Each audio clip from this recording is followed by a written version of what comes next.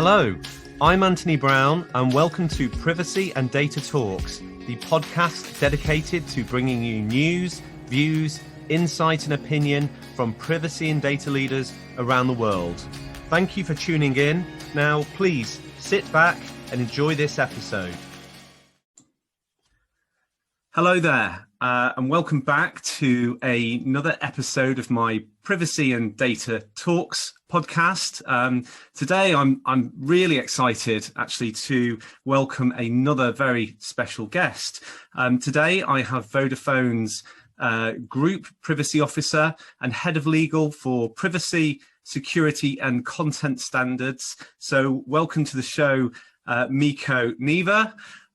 Mikko is responsible for Vodafone's huge global privacy program, which covers more than 600 million mobile, broadband, IoT, and other customers in over 24 countries. So recently as well, or maybe 2019, I should say, it seems recent, but what a year we've had.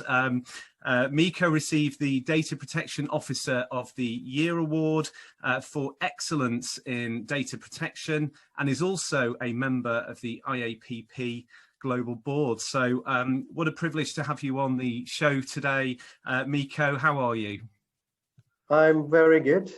Thank you, Anthony, for your kind introduction. And yeah, this is my first ever podcast appearance. So I'm very interested to see how it goes.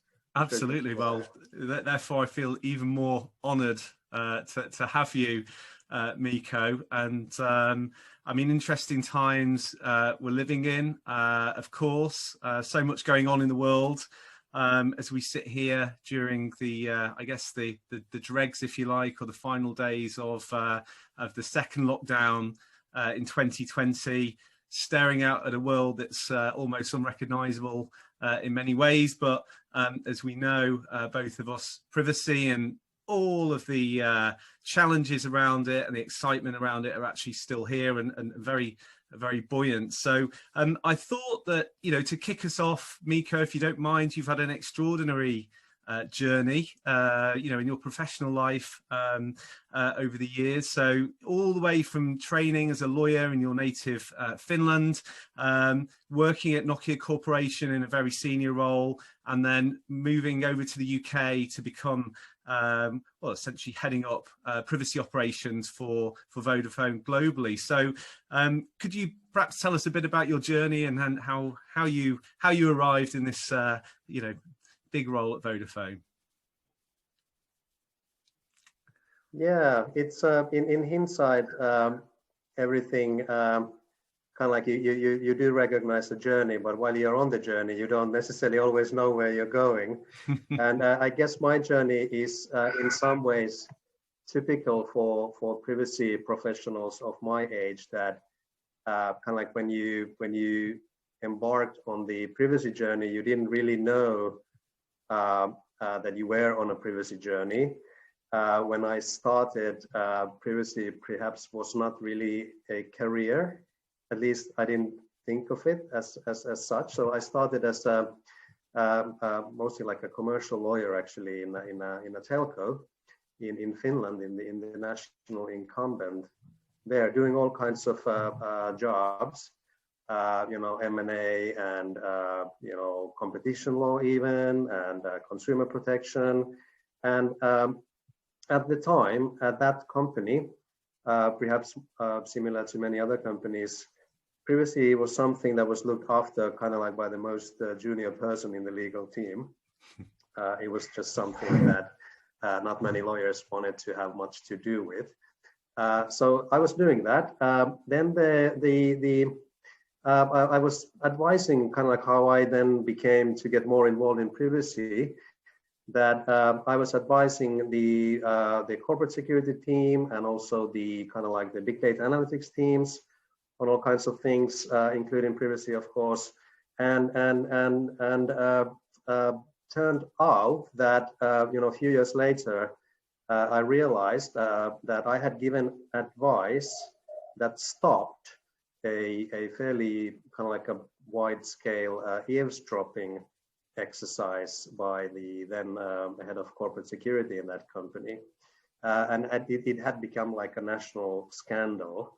So at that point, I was no longer the kind of like the rookie lawyer. I had gained some experience, and I was trusted to deal with it, make sure that that it's handled properly, that the lessons are learned, but also there were criminal investigations and everything. So very stressful times.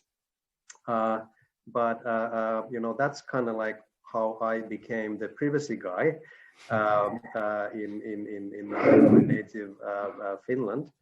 And I then was recruited by Nokia, and I think I was the second person doing privacy there, but still the only person when I started.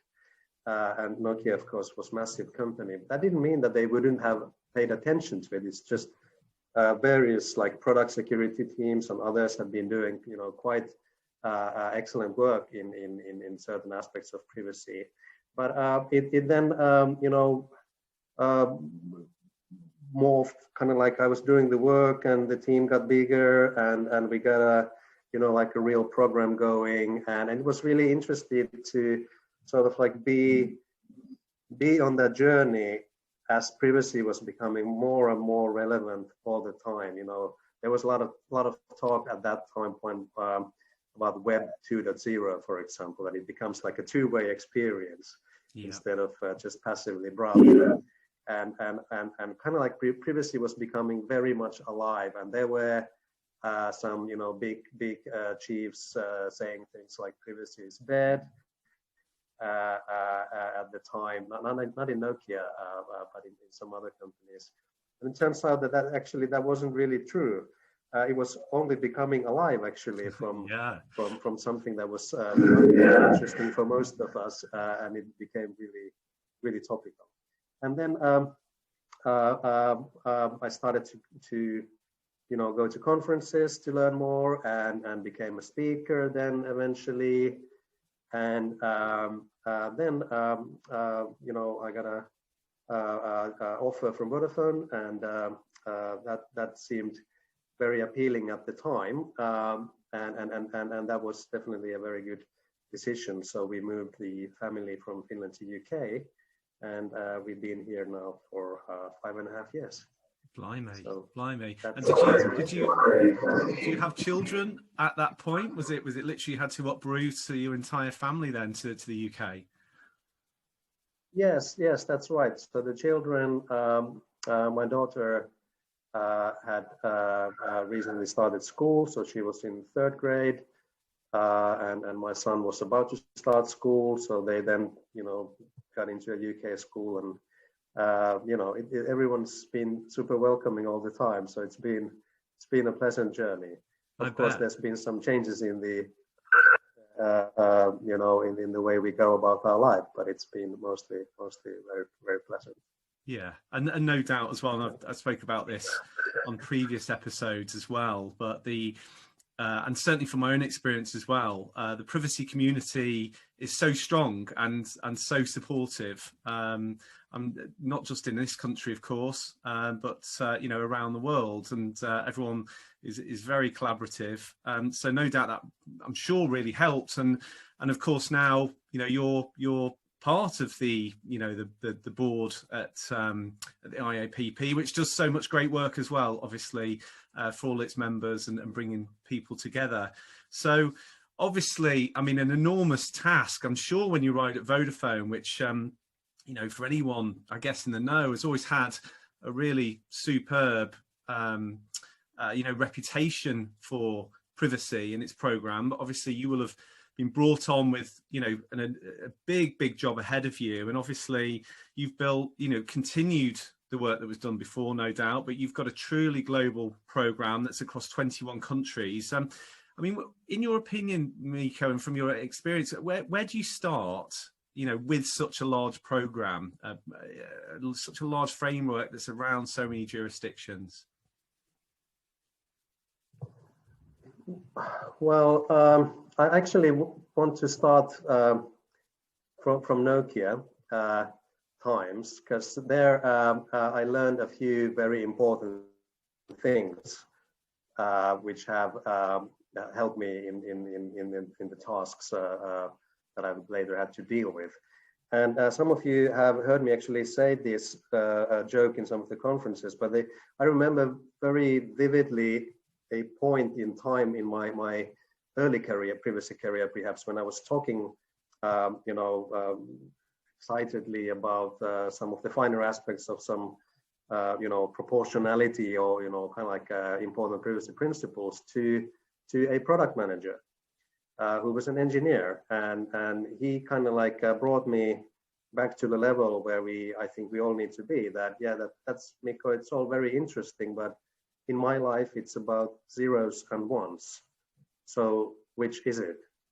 And that kind of like got me on a path of kind of like privacy engineering perhaps was a term that started to be there, but it was all about sort of like translating your understanding of the regulatory frameworks into implementable requirements. It's not an easy task, but that's kind of like, if you want to have something that is understood by non-experts, it can be implemented by non-experts, it can be implemented in a consistent way across different countries, very large number of all kinds of different activities. That's what you have to do. And then also you have to have this sort of like you don't really get far by just reciting the GDPR, for example. You need to understand that what are the particular problems in my company and how do I apply these rules into those problems. So in Nokia, we started to work on things like privacy patterns. So they are kind of like contextualized, repeatable solutions for recurring problems. I think that's the definition. So then when the GDPR kind of like times arose in Vodafone, we kind of like took the existing frameworks, which were very good, but then kind of like created like a 2.0 of that framework, and which kind of like kind of like real concrete controls. So you set the right expectations. So you have the high level policy, then you translate that policy into real controls that can be tested, that are easy to understand. It's sort of like, what do I need to do, and who needs to do what, and by when, and what's the frequency, and all that.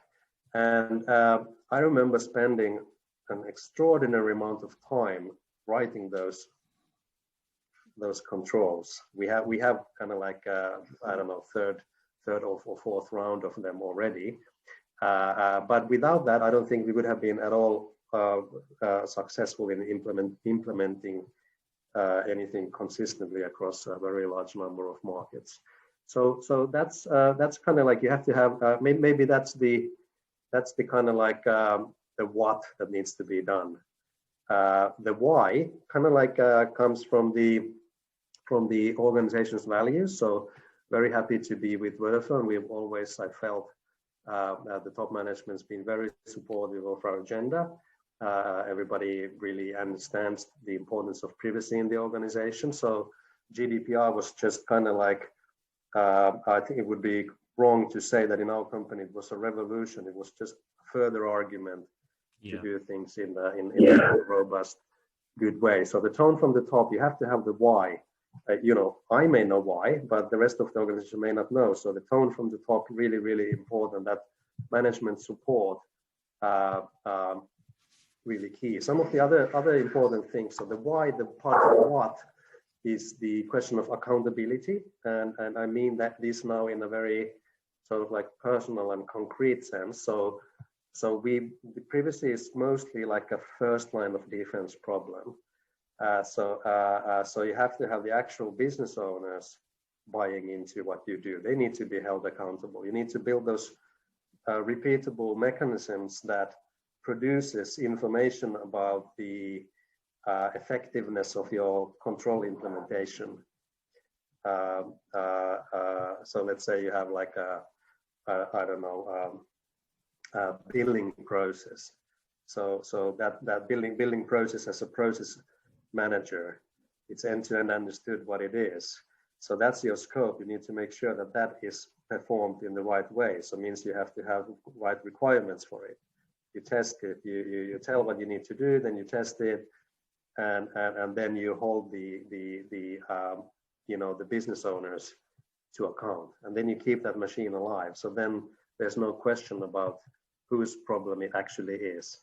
Yeah. And that is not an easy thing to do. It takes time to build it, and not necessarily everyone agrees with it all the time. But that's kind of like how we run it. So yeah, tone from the top is reflected in the policy and principles and top management communication and buy-in.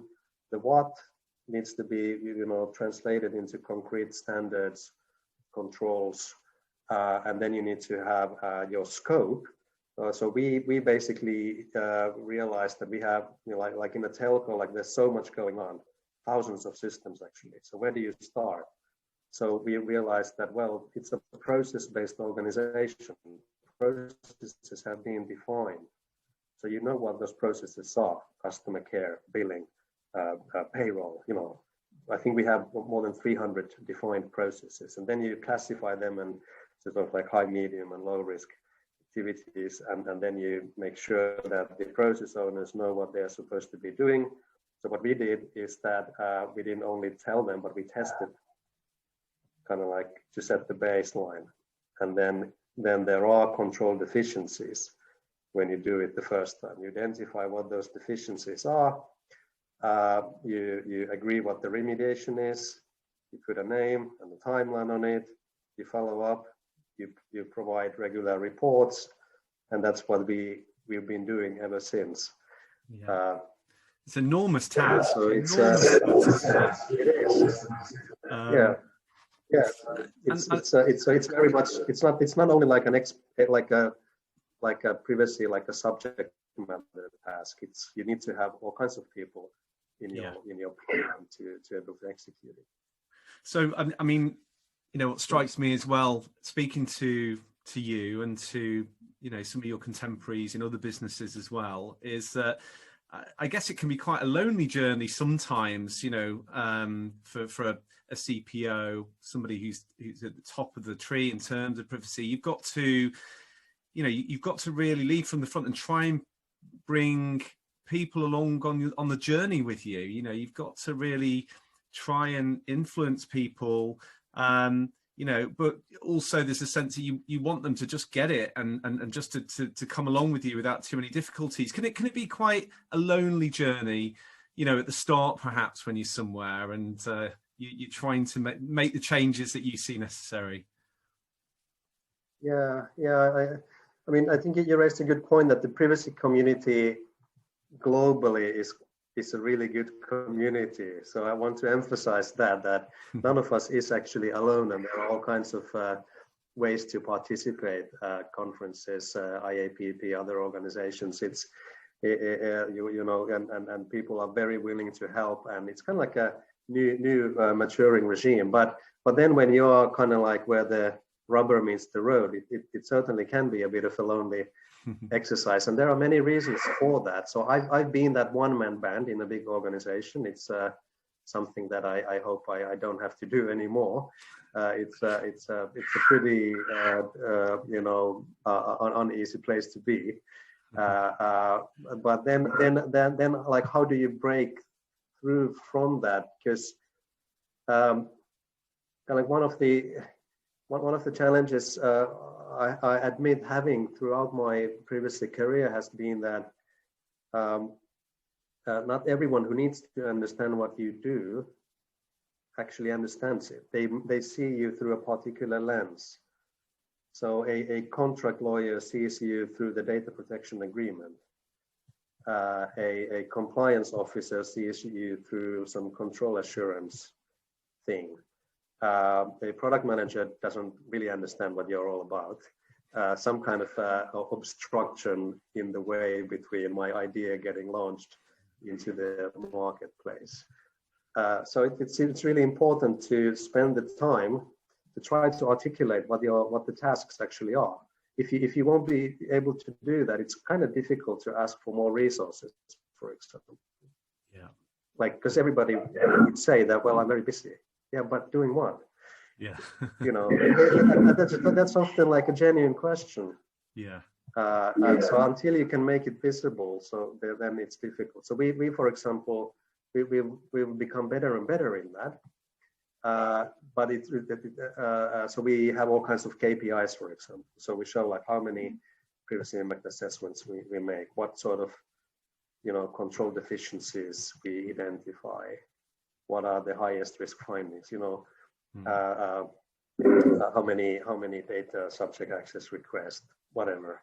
Kind of like define your work and then measure it, because there comes a point in time when it's very useful to have those KPIs at your disposal for compliance evidence, but also may help you with resourcing discussions as well.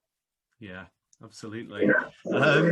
So what do you see then, do you think, or in fact, let me ask you this first. I mean, you've been recognised for several years now as you know, a real spokesperson, advocate and champion of ethics within privacy. In fact, when you received your award, and I need to check my notes here, but you, Elizabeth Denham commented, Mikko's dedication in leading his business to understand how important privacy is to inspire public trust and confidence is truly commendable.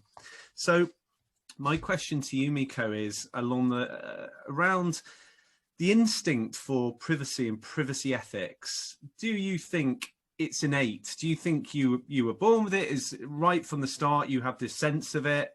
Or is it something learned? Do you think other privacy pros perhaps may not have it instinctively? I know it's quite a wide question, but what's your sense on that, perhaps within privacy pros?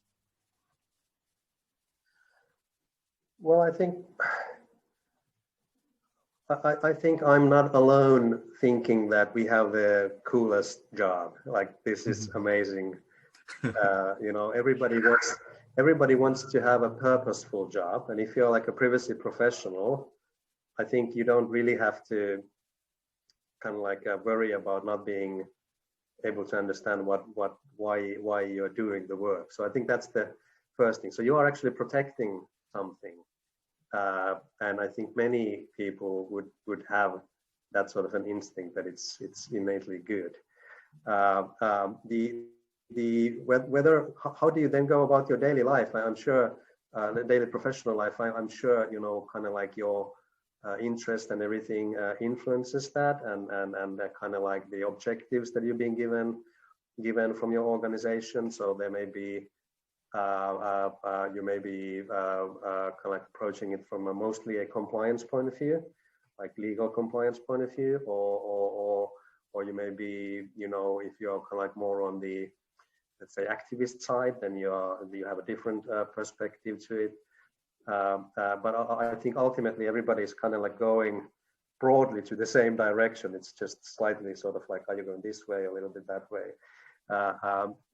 So ethics is really interesting, and I see that it's part of the privacy professionals' thinking. It needs to be in a way, because we are protecting rights and freedoms of individuals, and that's a big task. Ethics is a challenging concept, because I think you know, if it is separate from legal, then what is it? How do you measure it? What's the standard? How do you make it repeatable and everything? So I've kind of like recently approached it from the exam question for me has been, how do you make ethics scalable and repeatable? So what is the actual yardstick? So that's a journey I guess many of us are on. What else could I say about the topic? So I personally do think that it's difficult to do your job if you're not at all sensitive on these topics. And then one thing that is interesting about privacy as a whole is that it doesn't really seem to have boundaries. Like, almost everything can somehow be a privacy problem. The context is so broad. I think it's important to have like a kind of like an open mind and this apprentice mindset. Yeah. Yeah. That I certainly don't know everything. Anything can take me by surprise, and then I need to study and analyze it and try to make some sense of it. Well, and this is why privacy is going nowhere, is it? I mean, it's as long as we're around, it's going to be one of the biggest topics, I think, in the world that we're now living in, and that makes it, such an exciting place to be. I mean, what do you see, Mikko, in your opinion, as the biggest privacy challenge on the horizon, or hurdle on the horizon? And that could be for businesses or well, I think consumers. Well, I think most privacy people would be somehow influenced by the AI questions around that. Automated, again, it's a very good area of you have the legal side of it, but then you have kind of like the ethics and all kinds of practical questions around it as well. So kind of like how do you make sure that we'll end up, and end up having societies that we still recognize as mostly acceptable places to live in. Privacy plays a big role in it. I think what we are unfortunately now seeing more and more is the kind of like the return of geopolitics in the world. So again, from a privacy compliance point of view, the challenges on international data transfers, lots of uncertainty, lots of work,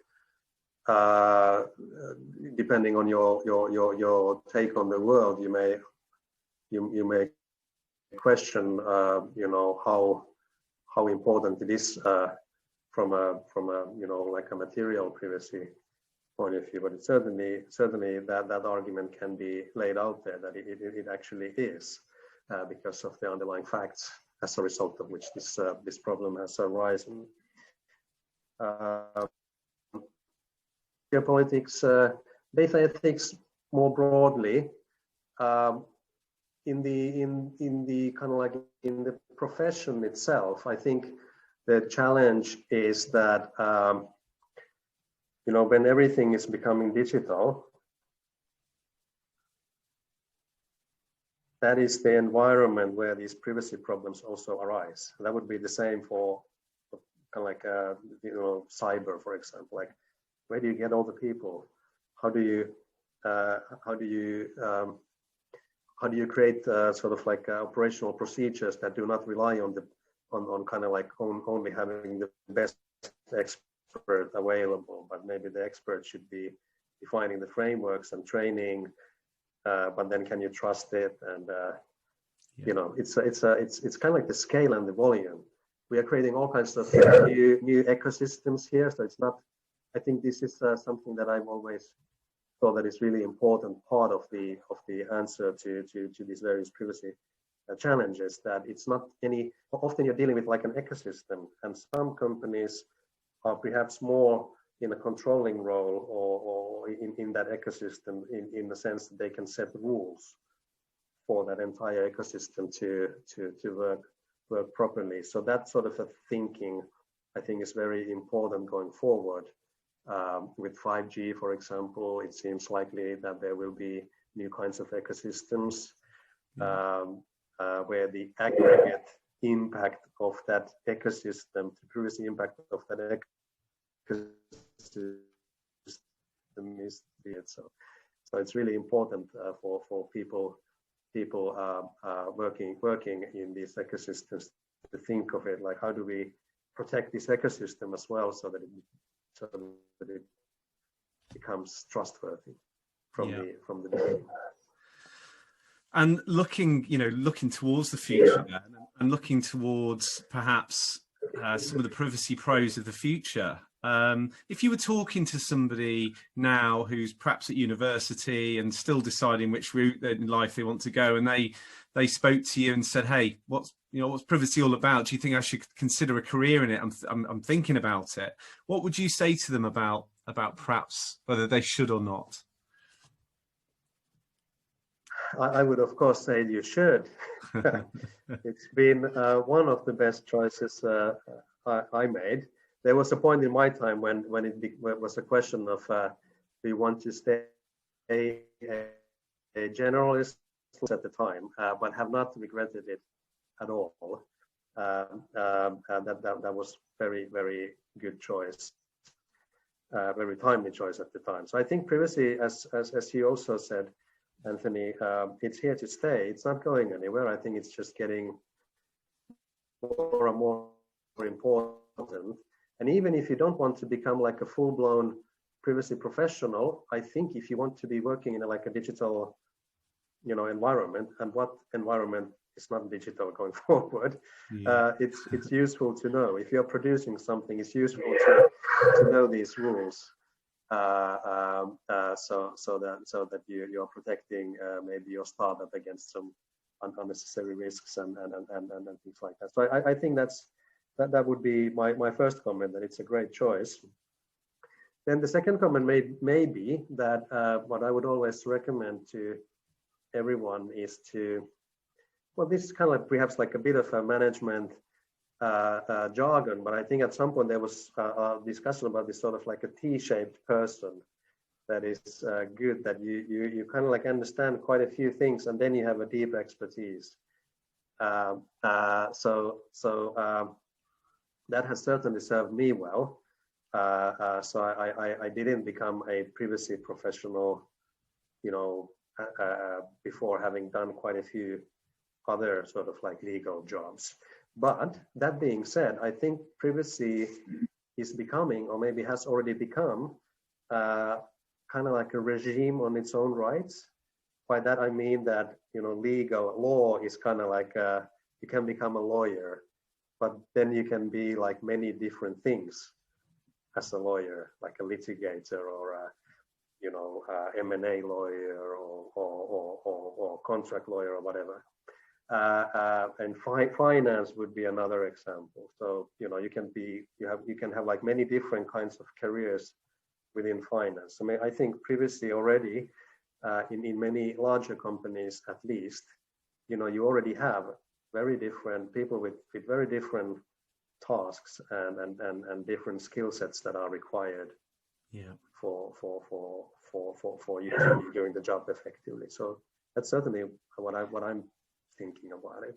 Yeah, absolutely. I think you're so right. I mean, from where I've sat, and in the time that I've focused purely within privacy, the array of roles and opportunities is it's impressive and it's exciting. And like you said, these teams are now becoming a team in their own right. They used to be a bolt-on, or not even a bolt-on. They just sort of sat somewhere, but no one really knew where. And whether it's somebody technical in a supportive role, a legal role, whatever, operational role, compliance role, there's so much within it, and it makes it such an exciting place to be. Just finally, Mikko, I'd just love to ask you as well. I think anyone listening to this will have had a great sense of what type of person you are and what you enjoy about privacy. But if there was one thing perhaps that makes you leap out of bed, knowing you're doing the job you're doing, what do you enjoy most about your role, do you think? It's been different things throughout different stages. So I really I actually, this may sound strange, but I actually enjoy reading regulations. That's the lawyer in me. But then and kind of like trying to understand, like, what does this mean in this particular context, and or does it make any sense, or why? So I kind of like part of my role is to help craft corporate positions on legislative proposals coming from the European Commission, for example. So that's kind of, it's one of my pet things. But then I have really enjoyed in kind of like the work around operationalizing privacy, and that's a very broad thing, sort of like kind of like a process engineer, almost like creating workflows and that kind of excites me too. And kind of like we think we have like we want to have like a privacy factory. So what is a factory? It has processes and standards and processes and workflows and inputs and outputs and everything. So kind of like thinking those terms, and then getting the right team together then that can actually take that vision and make it great and even greater than I ever thought it was possible. And very recently, as the team has grown, I've kind of I take a lot of pride and joy in kind of like seeing that we are bringing new people in the team and how they then sort of like find their wings and become real world-class professionals very quickly often. I mean, it's fascinating stuff, Mikko. It's so clear to me and anyone listening that Vodafone, both now and in the future, in really safe hands with you there. And congratulations on an outstanding job. And I think it's to talk to somebody who's got such a big responsibility as you, and for you to be able to so clearly define it and talk about what you've done it's testament really to what you've achieved there. Some people couldn't really explain in very simple terms. So, hats off. It's been fascinating talking to you. I hope our listeners and viewers have really enjoyed meeting you, Mikko. So unfortunately, we've run out of time, but so without further ado, we're going to say adios, but thank you so much, Mikko, and to all the listeners and viewers, I hope you enjoyed, and look out for the next episode. But for now, I hope you've enjoyed this, and take care now. Bye now.